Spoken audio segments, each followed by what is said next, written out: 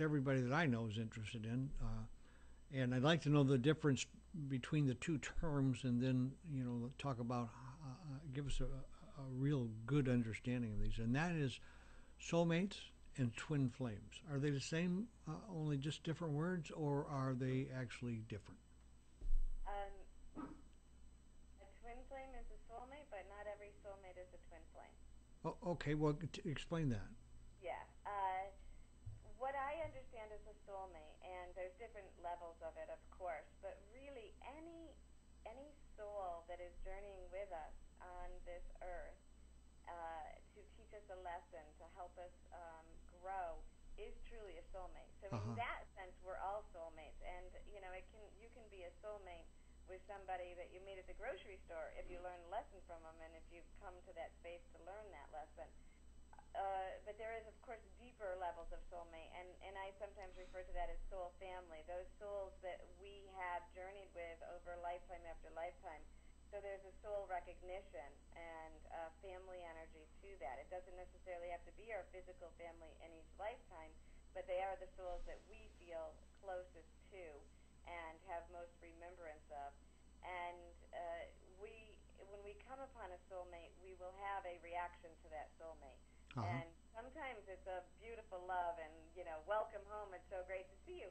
Sometimes it's an aversion because if we have unlearned lessons from somebody and we come into their space, um, we may not be really happy to see them. But what I can say about a deep family soulmate, a deep soulmate, is it won't be a neutral reaction. It'll either be really happy to see them or really wishing you could walk out that door, but Ah, chances are it's not going to be neutral.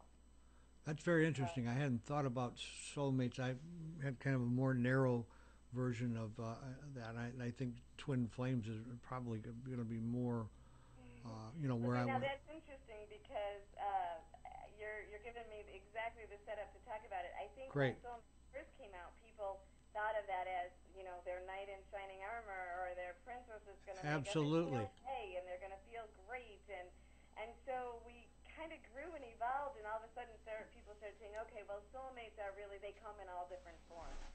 Uh huh. And they started to understand that. Then along comes the name twin flame, and a lot of the world just came and dumped those same thoughts onto twin flame, which is actually it's not the same as a soulmate, but it is not necessarily romantic either.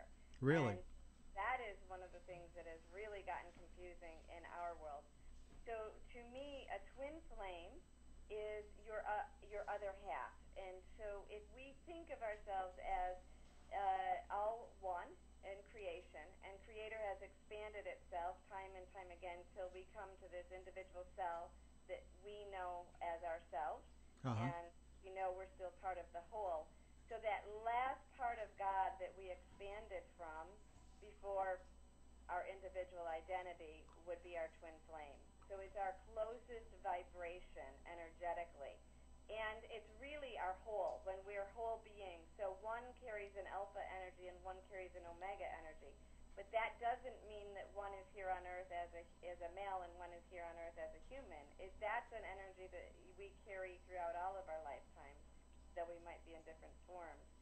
So the twin flame is our gateway back to remembering our oneness because it is the soul that we are closest to energetically. So And if that so, if I'm hearing you right, you're saying that the twin flame may or may not be here in this dimension, but that it can be in another realm. Am I right? exactly, we do not need our twin flame here on earth in order to learn the lessons of the twin flame, which is that gateway, that feeling whole again, remembering we're one. That is the energy that we can most closely remember our oneness with first, and Uh then huh. from this place expand to the bigger understanding of oneness. So our twin flame could be in the spirit world when we're in the physical world. Our twin flame could be around the world and we could never meet. It could be a child. It could be a sister, a brother, a friend. Um, it's not necessarily a romantic partner, and we are not necessarily going to meet them in any given lifetime. Whether we meet them or not, we can still do the energetic work of remembering our wholeness, uniting with that again so that we can expand into our fullness. Yeah, and that energetic work is so important, and it's the energy that really, to take us back to our earlier conversation. It's that sensation of energy movement in our body that creates our feelings, and so understanding our feelings is as I understand it now, a primary part of this whole thing. You know, years ago, metaphysics was so heady and so it didn't really bring in the feeling part of this, or at least it didn't in what I was studying at that time. But I don't, without that, there's just no way that we can evolve spiritually.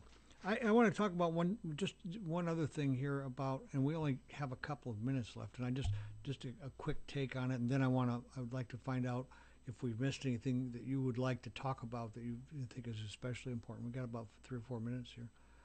What's your take on 2012? I'm starting to call 2012 the tipping point. Yes, yes.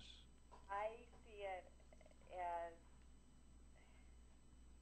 anytime we put energy into something, it creates an energy vortex for us, and we're putting energy into it. Absolutely. We're going to evolve as a human race, and we are going to move into the energetic realm, whether we go through the easy way of light and love or we go the hard way of war and fighting. Either way, we're all God, so no matter what way we go, we're going to get there. Right. I see the world, in my world, things are shifting very drastically. There's awakenings, there's the veil between heaven and earth is just melting away, and we're all being able to access that more and more.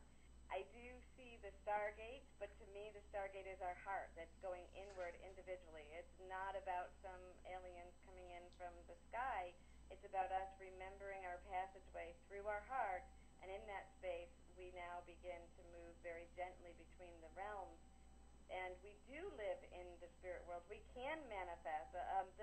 There's two extremes, of course. There's the people that are afraid the world's going to explode. Right. And then there's the people that are saying, well, we're just not going to need our physical bodies anymore. We're going to manifest everything that we need to, and we're going to be able to teleport and everything. And yes, we can, but it comes from all the work that we said. It doesn't come when 2012 comes. Right. The more we work on ourselves, the more we raise our vibration, the more we can do these things. And like you said, law of attraction, we will start to create instantly what we want.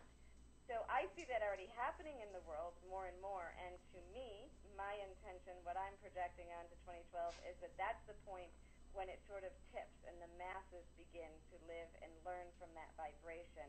It probably won't be anything huge and drastic, but if we look at it from where we were to where we are going, I think we will see a significant. I think it's where we can turn back and say, oh, wow, we really have made some progress. Yeah, and I'm totally with you on that aspect. I believe that it is definitely a tipping point. Fortunately, I don't think we have to have over 50% of the population seeing what we see and understanding what we understand to reach that tipping point. Absolutely. Like we said, it's more of a tidal wave or a snowball effect. The momentum keeps picking up. So one person now is holding the energy. It's the work that somebody in another year has to do is going to be so much easier. So we don't need half the population to make that the tipping point. So unfortunately, we have totally run out of time. I've absolutely enjoyed my conversation with you. We're certainly in alignment one with the other.